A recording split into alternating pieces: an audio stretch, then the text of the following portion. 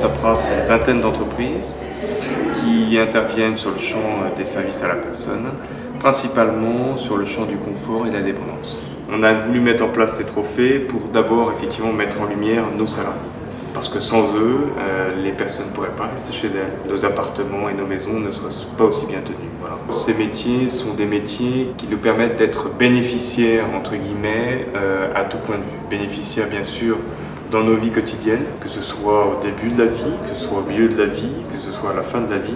Les trophées, c'est aujourd'hui 3 trophées. Trophées toujours sur le confort, c'est-à-dire l'entretien du domicile. Les trophées sur la dépendance en essayant d'axer aussi un petit peu sur la prévention, donc le maintien à domicile. Et puis un 3e trophée sur la petite enfance, et ça c'est une nouveauté. 20 entreprises du service à la personne ont proposé près de 300 salariés qui ont participé aux épreuves écrites dans leurs agences. Selon les résultats, 44 ont pu passer les épreuves techniques et seulement les 10 meilleurs salariés ont été sélectionnés par le jury.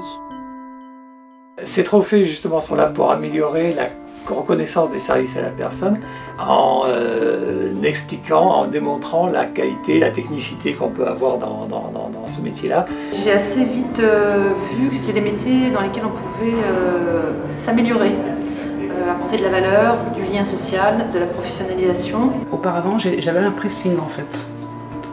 Et avant le pressing, j'étais aide-soignante. Alors je me suis inscrite au trophée d'aide à la personne, puisque déjà c'est un défi que je me lance. C'est pour voir jusqu'où je suis capable d'aller dans ce métier. Je me suis inscrite au trophée de service à la personne pour que notre métier soit reconnu. Parce que beaucoup de personnes pensent, oui, on dit femme de ménage, mais bon, c'est pas que ça, quoi. Les personnes sont quand même très attachantes, chaque personne est différente. Je l'ai également passé l'année dernière. Et j'ai trouvé que c'était quand même intéressant et voilà, mettre en valeur notre métier.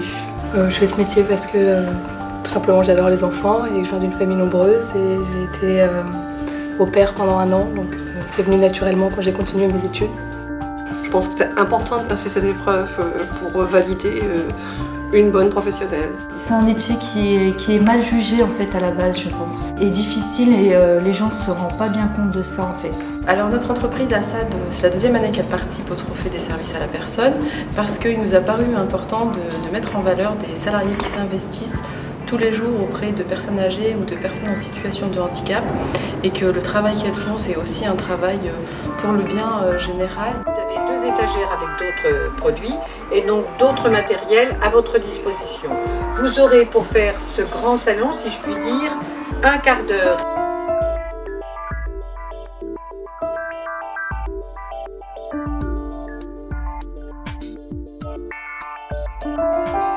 Femmes de ménage, employées de maison, c'est un métier sur lequel elles ont des choses à démontrer.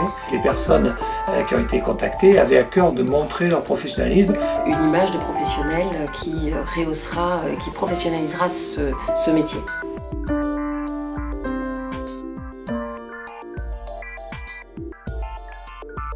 C'est des épreuves d'une vingtaine de minutes où les candidats tirent au sort un cas qu'ils peuvent croiser au quotidien lors de leur activité en tant qu'aide à domicile. Toilette complète au lit d'une personne hémiplégique gauche. Vous allez bien? Un peu? Oh, qu'est-ce qui ne va pas? Vous avez mal au ventre? Non. Allez, 1, 2, 3. Merci, super. La manutention, l'hygiène, et cette année on a rajouté la communication en plus. Bonjour madame, bonjour. Ça va?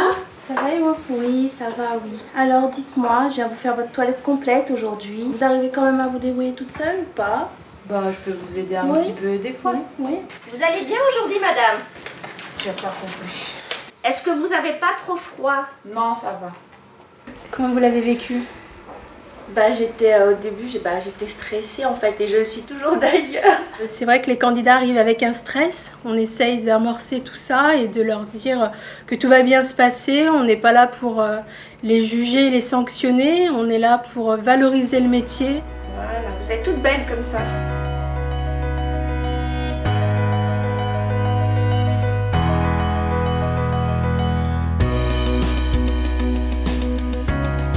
Passez une bonne journée. Oui. À demain. Au revoir. Vous avez vu ce que vous avez fait à votre t-shirt? Vous venez de faire ça. Et vous auriez dû le faire avant de commencer.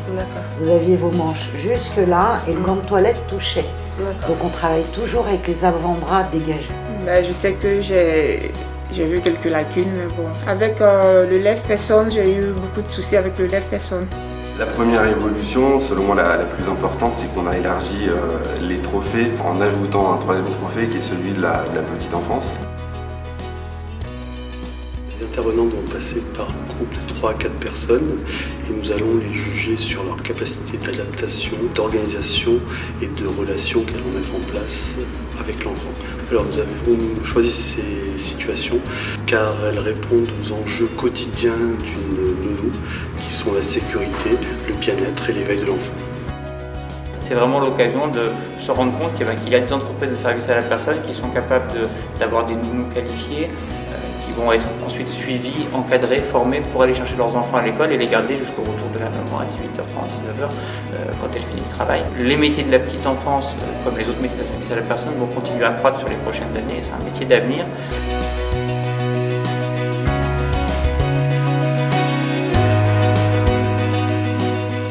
J'adore la compote de pommes et c'était un plaisir parce que j'adore cuisiner aussi.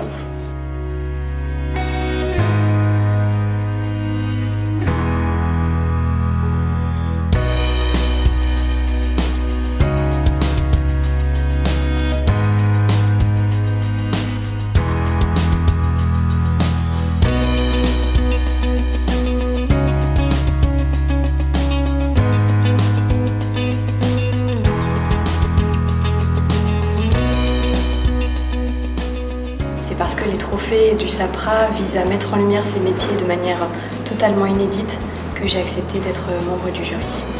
C'est une personne qui rassure le bénéficiaire, elle est patiente, elle est à l'écoute. Voilà, elle a le souci de bien faire. Ce trophée touche des professions extrêmement importantes pour le développement des personnes. Certaines personnes ne peuvent compter que sur leur auxiliaire. Simplement, le tout petit bémol qu'on avait mis, c'était attention, manque d'organisation. La communication était bonne. Ne met pas la personne en confort. Donc là, ça on l'a noté. Et elle termine pas le soin. Notre secteur exige des compétences et un savoir-être irréprochable. Elle touche des métiers qui sont des vraies bases de vie, aussi bien sur le plan individuel que collectif. Et je pense que c'est très important de souligner l'aspect professionnel, la valeur professionnelle et personnelle des gens qui pratiquent ces activités. L'avenir, moi je le vois toujours très positivement parce que c'est également un gros effort de professionnalisation depuis maintenant 7-8 ans, voire plus, qui ne fera que s'accélérer dans les prochaines années avec, pourquoi pas, et ça j'y crois très fort dans le secteur de l'indépendance, des vraies filières. Filières du domicile qui évolueront vers des filières d'établissement.